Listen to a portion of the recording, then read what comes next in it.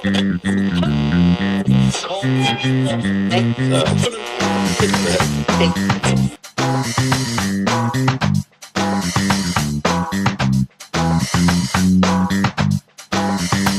morning, everybody. AM 1230 WJOB. I'm Jim Deedlow, host of Jed in the Region, hanging out here on a Friday morning, bringing it to a close. It's been a very tough week, as you well know. Murder, killings, racism, excessive force, all sorts of stuff. Let's bring it to a close right now. As we go down the home stretch, what we're going to have here is a paid program by the city of East Chicago, and then we are going to move into the Veterans Views. Veterans Views has a very excellent announcement, and I'm only going to hint at it, but it involves a house, and it involves a veteran, and it involves something. So they're going to talk about it today. You're going to want to stick around for that. Those guys have been on for a long time. This may be their last show in the old studio. They're down there right now. We're at the new studios here on AM 1230 WJOB in the Purdue University Calumet Commercialization Center, and we are happy to have for the very first time the city of East Chicago in here with me. We've all been in the old studio. I was just down there talking to the veterans while the mayor did his show. But anyways, it's been a tough week, and it's time to call it a day here in terms of talking about some of the very difficult topics around here. Let's move on right now. But before we do that, taking a look at traffic and weather. Your traffic's been kind of light today for a Friday. 294 around the city looks good. 80 going east and west looks good. Bishop Ford's light. Skyway, Toll Road, Borman, all that stuff is light. In terms of the weather, it is a Friday, October 24th of 2014. Right now it's 55 degrees, going up to 64. Clouds breaking for some sun. Saturday, a high of 69, and Sunday, a high of 64. Let's start it right now in 3, 2, 1. Hey, Jim Deedlow, AM 1230 WJOB, the City of East Chicago show right here in these brand new studios at the Purdue University Commercialization Center. And today we have with us Marino Solorio. Am I saying that right, Marino? Yes. Yeah, he is with the City of East Chicago, and he's sitting over in the producer's booth because we have some other folks. Marino, how long you been with City of EC? Off and on, but for a year already. For a year now. Mm-hmm. And you are in what department? I do park planning and economic development. Park planning and economic development. Once again, this is the City of East Chicago's paid show here on WJOB. So you from EC? I am from EC. I've lived here 25 years. And how old are you? I am 29. You're 29 years old, so you got lost for 4 years. What part of EC you grow up in? North Side. North Side, so you went to Central High School. Central High School. Which junior high? That's I actually went to a private school, St. Mary's. Oh, you went to St. Mary's on the North Side. On the North Side. Okay, so EC guy, and you're in economic development and parks and so forth. And so you wanted to talk a little bit about the parks before we went to our guests. So tell us what you got going. Yes. To begin with, we started off with a project that was supposed to be a budget of $300,000. The mayor came to me and said, hey, can we redo our parks? They're in dire need of rehabbing. No one really goes to them. How can we get people back in there? So the question we wanted to answer was, how do we get complete families to the parks? And the answer was, we provide amenities for them, right? So the $300,000 budget skyrocketed to $3 million. And the reason was that we really could not do anything with $300,000. So we redid 8 of the major parks in the city, all hitting different neighborhoods in the area. And I've never seen that amount of people and different age groups go to them. We've put new fitness equipment in 3 of the major parks. We've put all new playground equipment with a soft surfacing that's ADA compliant. And also it's safer for the kids when they fall. We've doubled the swing capacity so that more people can use that. Every park has a different identity, different color identity, and also every park has a different playground set. So there is no park that is the same. And the thought process was that we need to stop thinking about our city as a fragmented city, and we need to start looking at it as a cohesive unit. So the thought process was that if we individualize each park, people would go from one place to the other to enjoy what's not found in the other park. You know, people from other communities would travel to the other one to enjoy what they do have. We now have 2 pavilions that can host big events in the city. Where are the pavilions? One's at Washington Park and the other one's at Callahan Park.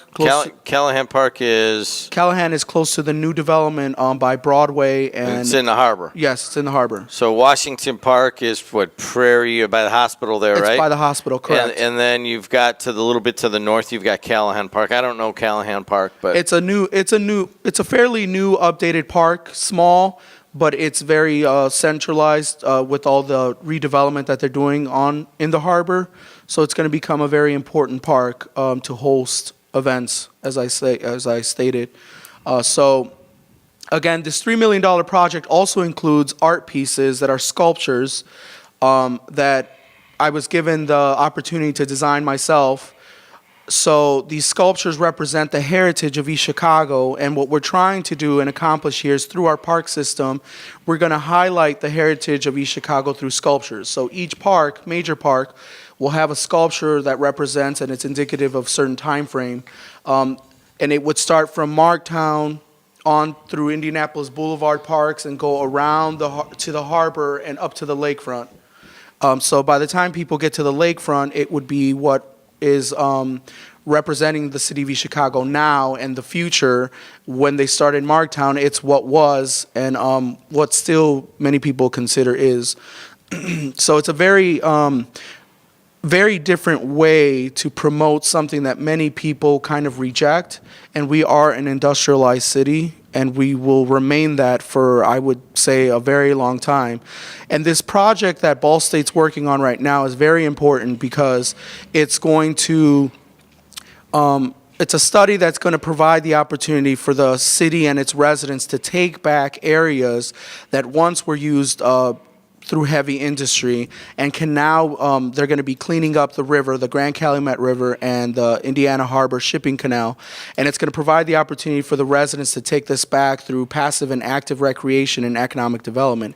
And that's what Scott Truex is here for. And let's bring them in right now. Let's introduce, you've got Scott Truex. How you doing, Scott? I'm great, thank you. Yeah, good. I want to get a little level on you. So say great thank you again if you would. It's great to be here, even if it is a Purdue extension building here. I don't know if I could come in here. We don't use the term extension anymore. Oh, that's right. So Okay, that's right.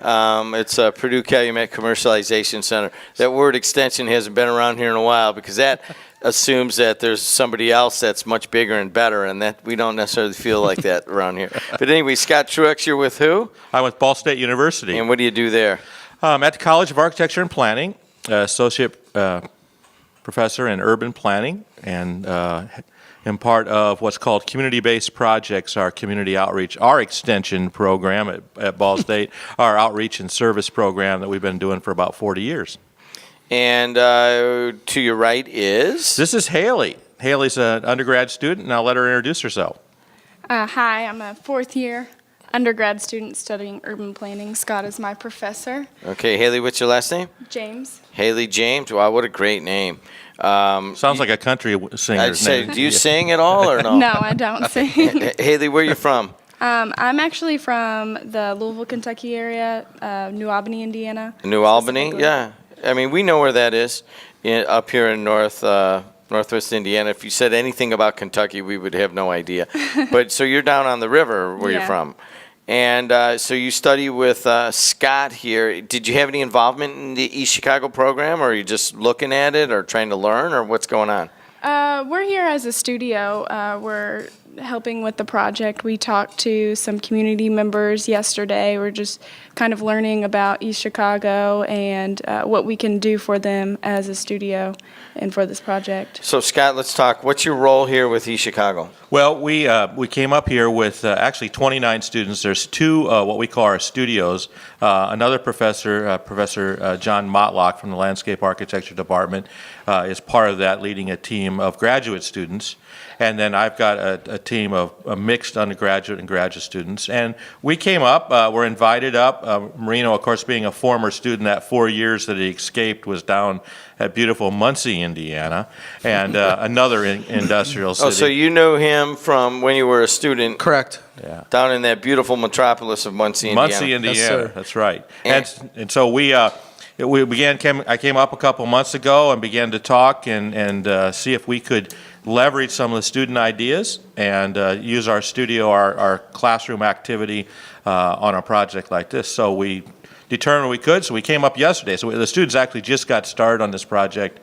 First time they've really given any thought to it was yesterday, and so we're here for 3 days. We're going to be through Saturday, working over at the Roxana Center, where the Head Start School is, having a great time over there, and got folks coming in. As Haley mentioned, we had 3 different neighborhood meetings last night, in which folks turned out and gave us some thoughts and ideas. Our role here the next couple of days is to be really good listeners and to try to ask as many questions as we can that will help us and help the students begin to get some background information, get some context, and understand this. Our entire team is no one's from the region, as we might say, so it's really great. They're seeing a whole different part, and that's what we love about this program. As I say, it's a 40-year-old program.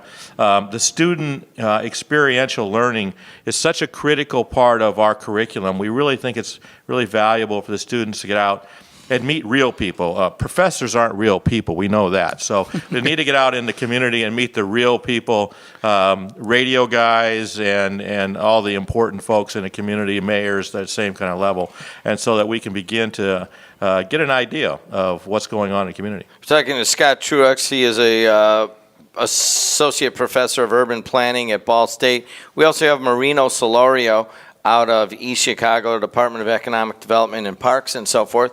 And then we have a student here from New Albany, Indiana. I'm pretty sure that may be the first guest I've ever had from New Albany, Indiana here, and that's Haley James. If you have any comments or questions, 219-845-1100. Of course, this is taped and plays on ECTV also, so we're kind of doing to 2 different audiences here.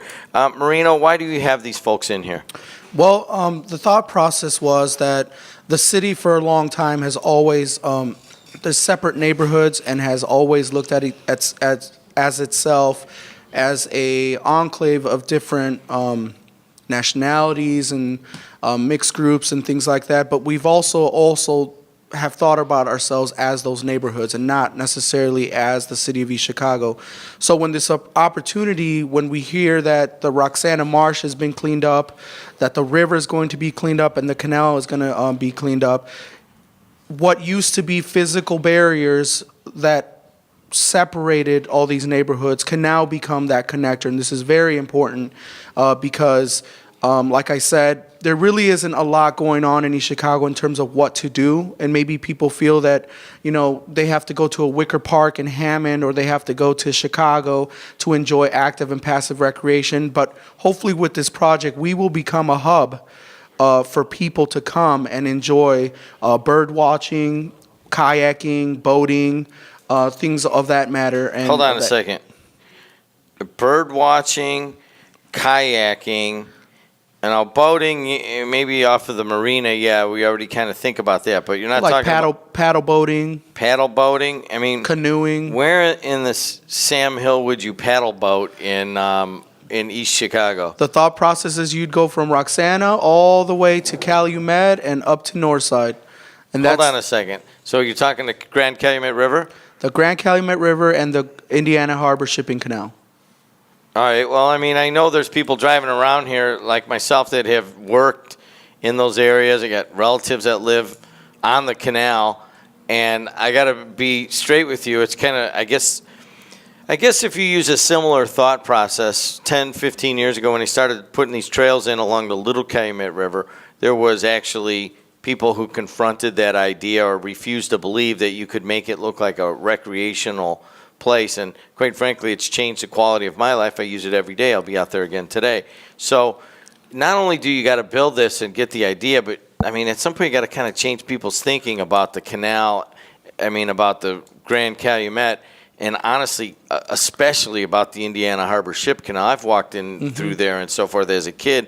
I can't even imagine it being a recreational place. I mean, how do you change that viewpoint? Well, part of this community process and community input process is to begin to change that mentality. It's going to be, I think, it has to be a hybrid of getting the buy-in from the community to make sure that this project succeeds.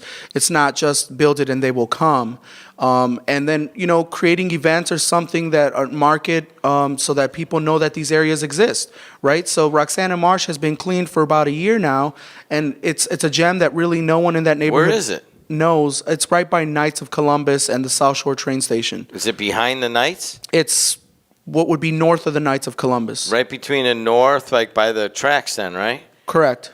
Oh, okay. So it's cleaned. Now I got to be straight about that area. My family is from Frogsville, which is right across from Roxana, like right by the Ninth Band at the bottom of the Ninth Band, but also some family in Roxana.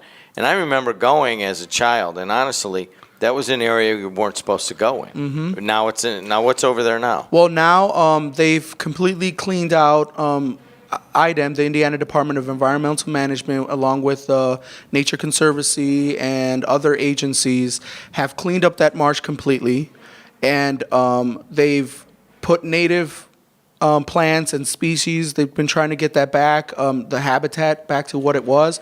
Birds are coming back now that used to not be there. So they want to make it a place where students can come and study the ecology of the area. Also, bring back bird watching, because it used to be a place where people would come and watch all the birds that would come in through there. And the same thought process is that if we can do that there, then we can do it everywhere else in our city. Now we're talking to Marino Solario. He's got some nice vision here in the city of East Chicago. Let's talk to Scott Truex with Ball State. Scott, really what you're talking about is, I guess, kind of like industrial park usage. I mean, a lot of this stuff is going to be in and around industry. And it used to be industry here, parks are back out here in Highland. Right. And that's changed. I see, for some reason, I've been following this one city in Japan, and I can't think of the name of it, where they've used the industry as basically a tourism destination to go see the industry. And amidst all that, you have all of these parks and gardens and stuff like that. I mean, can these things exist together? Oh, without a doubt. And what we're seeing nationally is actually another movement that we haven't addressed here, and that's called the maker movement. And what is happening across the country, and you can look at articles in the New York Times and Forbes magazine and other places, but there is a movement of a new generation of makers, people really interested in this idea of being a tinker, being an inventor, being able to make something. And so some of these old industrial sites are actually perfect for that to begin. There's actually one that's just evolved in West Lafayette that's part of this kind of movement that's again happening. And this industrial area is, as you mentioned, is a really fascination for people to come and see. And the idea that you can integrate the ability to see what's going on, how things are made, can become, as you say, a tourist draw. I remember as a kid coming up or in college coming to see U.S. Steel and being able to see the steel process and how things are made. So there is opportunities, and then when you have these areas that Marino's identified that have been considered places you wouldn't want to go to and you were not allowed to go to, that are now turning back into destinations. So it can be an amazing catalyst for the kind of change, and of course with the South Shore stop there, that's a tremendous asset that gets into the potential of transit-oriented development. The next millennial generation of folks who are looking for different places to live, that they don't want the suburbs, they want to be something a little more gritty. They're looking for microbrewery, they're looking for places they can hike, they're looking for a lifestyle that's different than mowing lawns and driving around in the minivan. So we think areas like this in part of the state, have a great potential to use that as a catalyst for redevelopment. Marina, we're talking about hiking. All right, I'm a hiker. My wife and I walk where you're talking there in Wicker Park 3-4 times a week. Ride the bike up and down a Little Cal, go up the Erie Lackawanna, basically. Mm-hmm. And actually through Hammond, now that they've put those new trails together in the trail system, and the thing about Wolf Lake, I got to be honest with you, I never once thought about taking a walk around East Chicago. Is there anywhere I could do that right now in like a nice trail system or anything? Well, that's what we're currently working on. We do have one inner trail that goes through the city and 3 of the major parks, but it's not something that has been pushed. But we hope that with this Roxana Marsh cleanup, it's a more aggressive way to get that done. And so Roxana Marsh will become the first area where we'll be able to have bike trails, and that's where the actual regional trail is going to come through to connect us to Hammond. All right, hold on a second. So anybody that wants to get this view in their head, are you talking about the marsh over by Knights of Columbus, by the South Shore train station, which would actually be basically just to the north of Roxana? Okay, so there's an area there. How many acres in that area? I would say there's at least 100. Really? Is that right, Segura? Is it really that large? I mean, I just know the edge of it. When I walked in there as a kid, it's like, I'm out of here. This place sinking. You're sinking. You used to sink into the ground there. But so you got 100 acres there. So where would it connect to Hammond?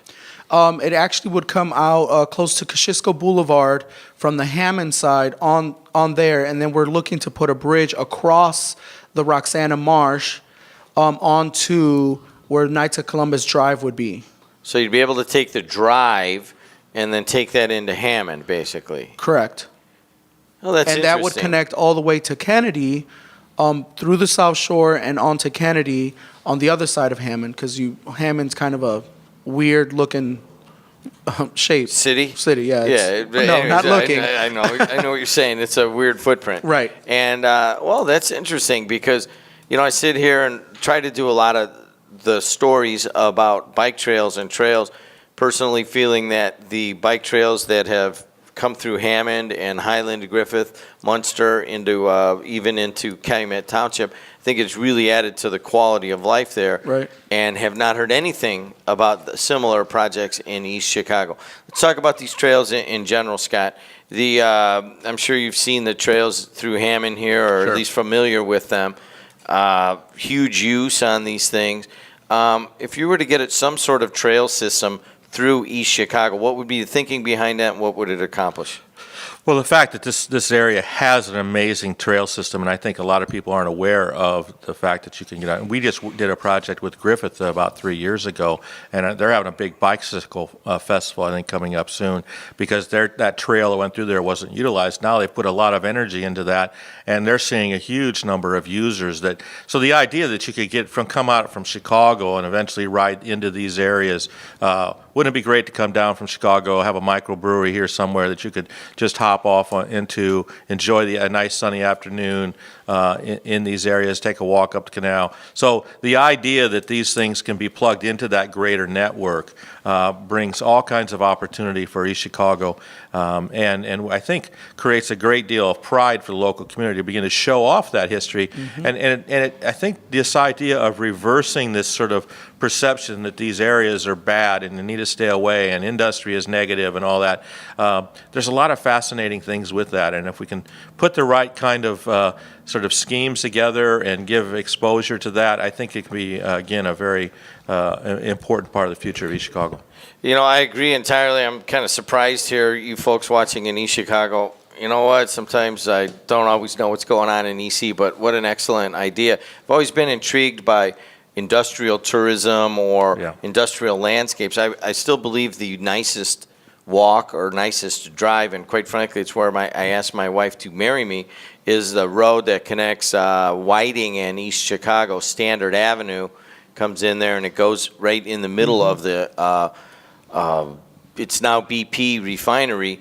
And if you've never seen it, I took a guy from California one time, took him down that road and said, look, he was amazed. Look at all this stuff, all these things moving, all these train cars, all this massive thing. And it's kind of cool. And there's similar stuff in East Chicago. I mean, you use the word fascinating.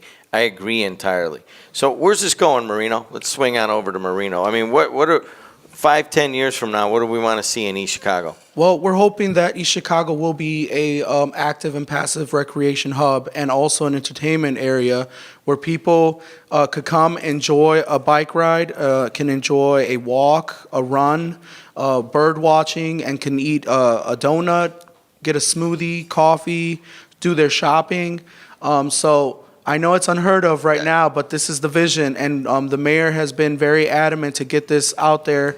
He wants to connect these communities that are kind of at this point, they're dissected by our physical barriers, but we're hoping that those become connections. Let's take a phone call, 219-845-1100. If you got any questions or comments on this, we'll take it right now at 219-845-1100. Let's go to Jim on line 1. Hi, Jim.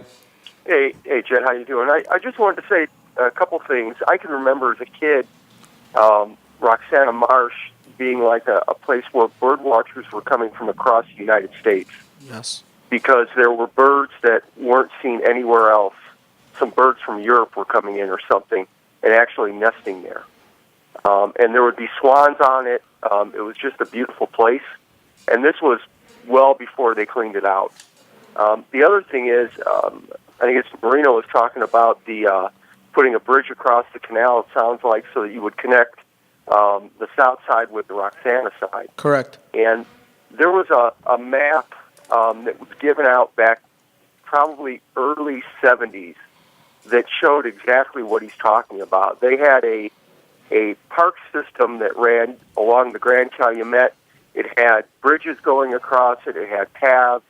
It was supposed to be a very nice thing that, of course, never happened back then. So this isn't new, is what you're saying?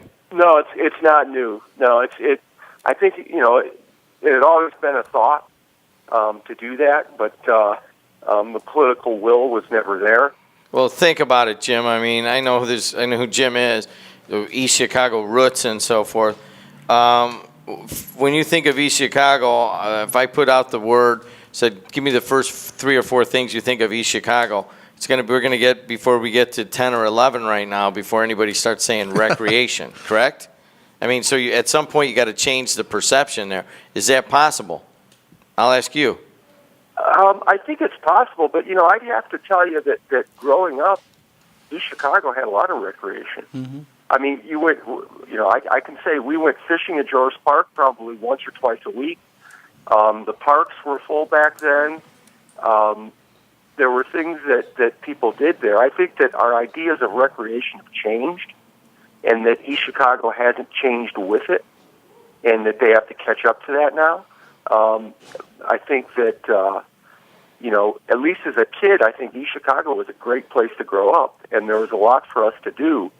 I just think that, like I say, things have evolved, and everything is so structured now, whereas when we were growing up, we made our recreation.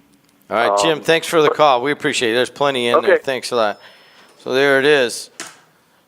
Got to build it and change the perception. Yes. You up to that? We are completely up to that. This administration is very progressive on that, so we hope that this gets done. Thanks a lot to Marino Solorio. And what are you learning here, Haley James of country western fame?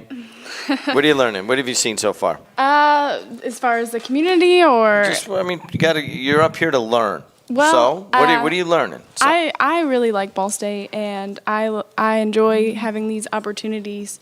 I've worked in other communities, but I really like coming up here, learning the perspectives of different people, the different issues that different towns have, and kind of using what they give us, their ideas, and helping them come to a better solution using, what's already there, helping them bring fresh ideas, fresh eyes to the area, maybe bringing light to things that they hadn't thought about or seen before in the community. All right, thanks a lot to Haley. So what is this? Scott Truex out of Ball State, associate professor there in urban planning. What is What do you guys write a paper on this? You give them a report? What happens? Well, we'll be doing several things. There'll be a little website that develops about the project and the ideas the students come up with. We want them to be comfortable with that kind of media and how they learn to present that. We'll be doing some exhibit boards that represent something that can travel to different community centers, be on display at City Hall, be able to show some of those visioning ideas, and then we'll put together a report that will be a document that can be downloaded and things like that. So those are the typical kind of way we want our students to learn how to communicate, obviously, because as they graduate and get into the profession, those are the same kind of documents and elements. So we'll prepare that and have that back up to the community. There it is, guys. I'm Jim Diedlow, AM 1230 WJOB. Thanks a lot to you folks in East Chicago for watching. Thanks a lot to Marino. Thanks, Steve Segura, for bringing it on in here. And thanks a lot for the multimedia guy. What's his first name? Malcolm. Thanks a lot, Malcolm, on the camera. He's doing a great job behind there. Can I quickly just make an announcement? You got 20 seconds. At 1 to 5 today, if you did not make any of the meetings for this project, please show up at Roxana Community Center at 900 Shell Street. It's very important that we get your input. So that's today. If anybody, so these guys will be there and other people. All right, that's very important. If you're in EC and you want to do it today, it is October 24th of 2014. I know some of these people will be watching it later. All right, guys, thank you so much. We're done here with our portion. We're going to send it back to the old studio, where for, I believe it may be the final time, the Veterans Views folks will be doing their show at the old studio. I know they're going to come here to the new studio after their show there and get some training. I'm going to train them on the use of this studio. So right now we're going to switch on back over to the old studio, and they're excited. They've got some stuff they want to talk about, a house and a veteran. I'll just promo that so that you guys will hang around and find out what I'm talking about. AM 1230 WJOB. It's been a tough week, guys. Lots of bad stuff, but hey, we're ending on a strong note. East Chicago, industrial tourism, recreation, it's all good stuff. AM 1230 WJOB, Hammond, Indiana.